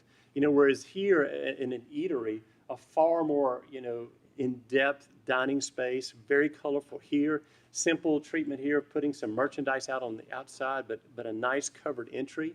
You can enter that building from that location. Lush landscaping, which would be very much in keeping with Foley. Again, whimsical, and I like this. I got cool stuff inside. Well, that's good to know. Again, great examples of the kinds of treatments that could all of a sudden give your downtown buildings literally 2 frontages and activate these alleys. So I'd like to illustrate this component approach on this building. Can somebody help me out with the street that this is on? Thank you, on Austin Street. This is the Color Z Salon, and had a great conversation with the owner, and I was very diplomatic, I promise. But I said, if it's color, how come there's no color? You know, that's kind of the implicit in the name of your salon. So I'm going to show a before and after in 2 stages. And then the first, well, they're going to show the same thing, but just 2 different approaches to the signs. So what I want you to do is think about this as a building that enjoyed 2 components from your component grant, and those would be the signs and the awning. And it's amazing, just that alone, you know, kind of makes the building pop. But if you wanted to take it to the next level, especially in this more artistic approach to our signs, you know, you may want to do something like this. And now all of a sudden, that building is starting to make a statement. And again, this could be funded over 2 cycles of component grants, 1 for the awning and 1 for the sign, and if you so chose, 1 for the lights later. Again, communication and promotion of your facade grant has to happen on both ends. It has to happen on the front end to make people aware, but you also need to celebrate your implementation success. So if you're giving away the money, to quote somebody earlier, toot your own horn about it. And it can be as simple as just putting out a sandwich board in front of the building that's receiving the treatment and say, this is yet another project that's helping us fulfill our downtown vision in downtown Foley. Jasper did it in that way, a very simple sandwich board. And so, you know, if you were going to do this for the Colors E Salon, this is what it will look like. You foreshadow what it's going to look like in the future. Give yourself some credit for this facade grant program. Next to last would be signage. You have a desperate need for some very strategic types of signage in your downtown. The first is an overall wayfinding campaign. We found out about a company here in your town that makes more stop signs than any other place in the world. So you probably have a better than average chance of somebody that could help you fabricate your own custom wayfinding system. Given the amount of travelers you have through this city, period, but especially during tourist season, it's imperative that you help navigate that journey and curate the experience. Where do you want them to go? What do you want them to see? What is the impression you want to leave behind in terms of the professionalism of downtown Foley? You want to navigate them to your key assets, whether it's the Railroad Museum and many others. In your case, though, there are 2 that are absolutely critical, and you need these yesterday, and that is the signs that direct people to parking. And once you get them there, then you need to clarify very clearly, this parking is free, and this parking is available to the public. And again, and I promise I'm not trying to pick on you. My job is to give you objective feedback. I looked at all of your lots downtown, right adjacent to your major roadways, and not a single one of them had a sign that said this was free public parking. And so as an out-of-town traveler, I'm probably not going to park there because I'm fearful of being towed. So where am I going to park? In front of your store. And when I park in front of your store, what are you going to say? Nobody can park in front of my store. And so a simple matter of signage can really help that. But another thing you can do is add detailing and landscaping and colorful things to highlight those public parking assets, and again, with some signage to direct you. Another layer of signage that you need is signage specifically devoted to the pedestrian. Why? Because we want to stop some of those beach travelers, get them out of the car and walk. Why? Because now we're going to take advantage of these alleys in addition to our sidewalks. And so the walker needs to know, how long is it going to take me to get to Desmond's or to the train museum or to the wherever. Kiosks can also play a really key role in that. You know, how many of your shops, you know, everybody plasters the little playbills or the school calendar or the football schedule. Wouldn't it be nice if you could congregate those in a very well-designed manner, as well as a directory of local businesses and restaurants? Help navigate that experience for the person who does get out of their car. And by the way, I met 2 of them in an alley yesterday. They were down from Red Bay, Alabama, I think it was. They were touring around your town for the day, but they were just having to figure it out on their own. But they were walking through your alleys to get to your businesses. By the way, you don't have to wait. You can do this on Monday. Well, maybe not Monday, but close. There's an organization called Walk Your City that makes temporary wayfinding signs, particularly those for the pedestrian. This was critical after Hurricane Katrina on the Gulf Coast, where all of our signs were wiped away. So here, it's a simple matter. You go to their website, you enter the details of how long the walk is and where they're going to. You they print them out, they ship them to you with the straps, you put them up on your poles. It's a temporary way to navigate this for the professional until you get the fully designed professional fabricated wayfinding system in your downtown. I got to be honest with you, I got dizzy when yeah. Wow, I mean, good luck with that. And I was standing still, with a camera in my hand. I can't imagine as a motorist trying to figure all that out in the amount of time. And there's 4 of them. Yeah, I know. Trust me, I know. So I want to encourage you with a bit of real good news that we've had in Alabama, in Monroeville. Because when we showed up in Monroeville, y'all barely have something on them. I mean, they're pretty bad too. And so we did a rendering for them showing how to improve the streetscape, but you're still staring at all those. And it was so bad that I wanted to put Jay's head at the bottom to illustrate you don't even want to look at Jay's head when you're looking at that many signs at one time. And I remembered from my travels in Virginia how they took the exact same sign, the same size, the same font, the same reflectivity, the same arrows, but all they did is they congregated it on a single panel. And it is shocking the difference that it makes to go from this to that. And the cool news is DOT was very amenable to our conversations here, and they are working towards this in Monroeville. So given your consideration and what you've got to deal with, I would strongly encourage you to do the same. Last but not least is a downtown plan. And I would consider this to be a medium, if not a long-term recommendation. You are currently undergoing a comprehensive planning process, and I want to commend you that you're including a downtown component to that comprehensive plan. But the comprehensive plan has a certain set of goals and objectives that are absolutely critical. But a downtown plan would accomplish something completely different. And its primary purpose is to cast a bold vision. Our most famous inventor in America said, "A vision without a plan is a hallucination." You helped cast a vision the other day, but now people need to see it. Because Mr. Aristotle said, the soul never thinks without a picture in mind. Yes, words help. Yes, a plan helps. But look at the difference between that previous slide and this one. Now, doesn't that kind of get you excited? It's like, okay, I can kind of sort of see it, And so I don't care whether it's a hand sketch, a 3D model, or the photo renderings that you've seen before. The people need to see your desired and your intended future. And they need to see it for 2 reasons. Both to tell them what you are wanting to do and what you are going to do, as well as to tell you what not to do in the process. There are a couple of issues that seem very critical based on our observations of what we've heard from you. One is infill design. During our tour, there were a number of sites where people said this could be a prime opportunity for infill. When you do the first AGA, do a comprehensive study, see the exact thing in your infill to respond to. Is it professional office? Is it retail?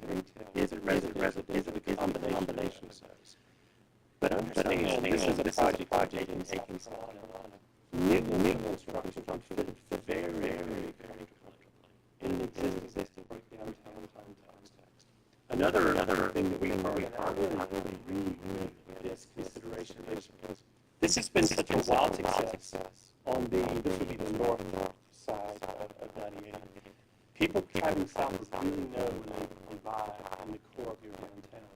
Should a similar treatment, maybe it's not a pedestrian bridge, but some other treatment, a major gateway on the south side to really frame the bookends of your historic downtown, I think that's something a plan ought to really study. We've already talked about this, but let's don't limit this string of pearls between your alleys and your trail system and your parks to just the downtown core. Let's extend that into the entire community and link all of those assets from the sports complexes all the way back into the downtown. And then finally, when you're done, put it in the form of an executive summer poster and pass these suckers out like popcorn. Let your downtown merchants put them in their storefronts so everybody's on the same page of music. And you know this is our vision for the future. We want to take downtown Foley from good to great, and this is how we're going to get there. And now Mary's going to wrap us up with some next steps. Thank you. Before we let everybody just take a breath, this is pretty cool stuff. Let's give these guys a hand. They worked really hard. So next steps, we have the strategic planning guide. So this is just the tip of the iceberg, what you got tonight. This is 3 days work. imagine what they can do if we give them 6 weeks. So in 6 weeks, we're going to come back with a strategic planning guide developed by the resource team that will have implementable steps in each of these 4 areas. And that'll help guide you through the first 3 to 5 years of your program. So October 16th and 17th, Marylon and I will be here in Foley doing basic training on each of the 4 points. So you can dig a little bit deeper into understanding what it means to be on the design committee, what it means to be on the promotion and EV or org. Because we've, again, just touched the tip of the iceberg. We've not really told you how you're going to do all this stuff. That's what basic training is for. Because you've now formed your permanent board, I would like to come back on either October 15th or 18th to conduct a board training here in Foley with the board that's been established. And I understand, I think you still have 2 board positions to fill with the board. So I know that Chad's going to send out a doodle poll and kind of get back with me and let me know when that is. I need 2 hours of your time to talk to you about the board roles and responsibilities and what it means to be able to formulate the committees and the work plans to get things going. So we will work with you on work planning for the 4-point approach. That's the big thing. This is a big, lovely, beautiful concept that we've given you tonight. Now we have to put it on paper and say who's going to do it when. I am not a person that will ever give you a plan that doesn't have implementable strategies in it. So we have to go back and put our heads together and figure out, okay, what are how do we measure the economic impact of each of these? How do we work on the implementation side of these? How do we break it down into steps so these things can be accomplished? So that's the next step. They alluded a little bit to the next big service that's coming up in the spring of 2019. We don't have a date on that yet. Jay and I will be back to help conduct your market analysis. And the market analysis is to help you understand the market that you have currently in Foley and perhaps the market that you can guide towards. So it's getting those, buying the data through Esri, but also doing some primary data gathering as well. So that's a really big piece in having you understand where do you go from good to great, because you're already really good. You just need a little bit to get to great. You guys need to understand just how good you are. A couple of housekeeping things. This session is being recorded, so if you didn't catch that, if you came in a little bit late, session's being recorded, so you get the PowerPoint and our voices over, so you get to listen to us as we go through this. There is a sign-up sheet out on the table out front if you signed up coming in. But if any of these 4 points really piqued your interest and you'd like to serve on an action committee or on the committees themselves, sign your names up and then be ready to come to basic training so we can get more people involved. At any given time, you should have anywhere from 150 to 200 people involved in the Main Street program. So that includes the committees, that includes the board, that includes groups that may come in and work projects. So this is not meant to be held by a small group of people. This is a community-wide opportunity for people to be involved. And last but not least, I'd like to thank the mayor, the city of Foley. Miriam has worked so hard to pull everything together. And the new Main Street board, you guys have just really done a great job of pulling this all together. And you should be very excited about your future. Thank you so much for coming tonight. Appreciate your time.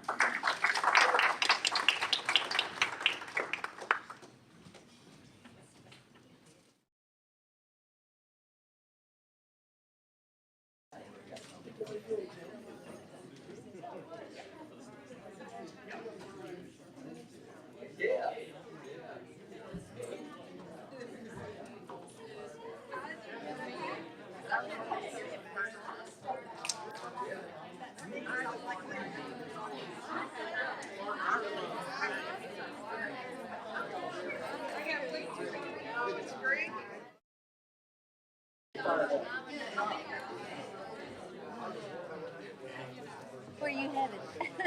Turn everything off.